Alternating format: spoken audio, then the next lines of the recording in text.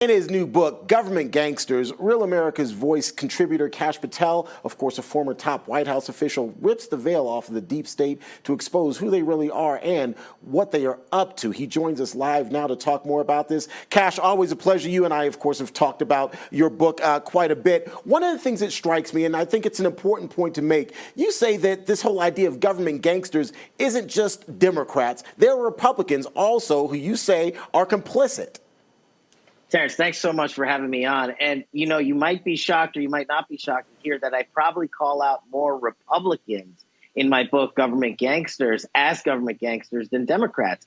Because to me, we know ideologically we differ with Democrats. But ideologically, we're not supposed to differ on mainstream issues in the conservative realm.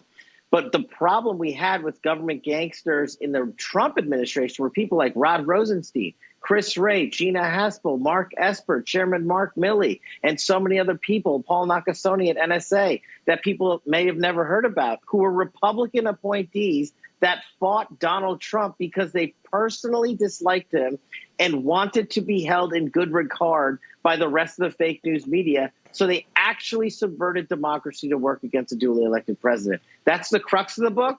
But we talk about the solutions about removing them as well and how we get these agencies and departments to return to working for the American people behind Donald Trump's leadership. And Kash, we are going to get to the crux of this matter momentarily. But I am curious, and I have to say, having perused the book, one of the things that came to mind is this whole idea of government gangsters.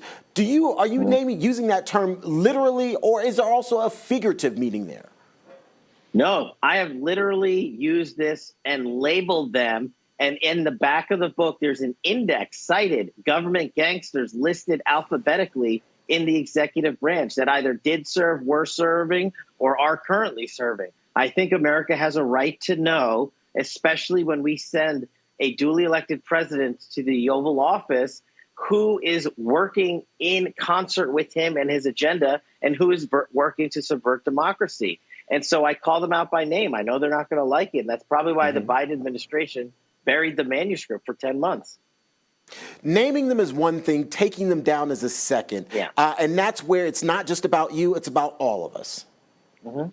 No, you're absolutely right. Look, it's going to take, and I was with Real America's Voice in the Villages the other night with Miranda and Dr. Gina, and what an amazing event, and I couldn't thank them enough for being there.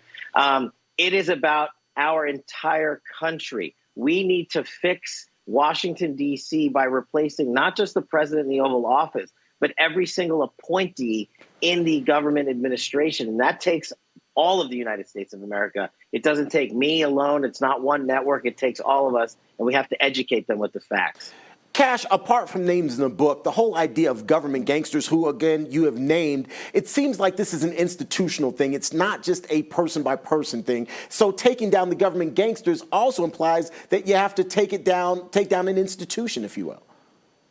You have to take down almost every single institution, Terrence. You're right. And I know that might sound crazy, and they'll probably label me as some conspiracy theorist.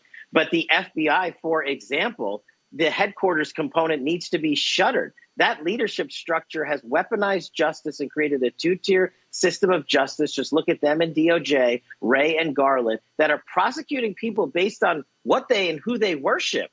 And they are prosecuting people based on who they voted for. And they're prosecuting people because they believe in conservative values. That's not the United States of America. So we have to use our American taxpayer dollars in Congress to get these agencies working for us again, and not for servicing their own egos like so many, like Chris Wray and Merrick Garland, have done. But most importantly, they've lit the Constitution on fire. Due process in this country is gone, and we have to restore it by shredding the agency leaderships at FBI, DOJ, and elsewhere. Kash Patel, we'll have to leave the conversation there. Always good to see you, my friend. Keep doing what you're doing and exposing the government gangsters. That's the book right there, folks. Pick it up as soon as you can.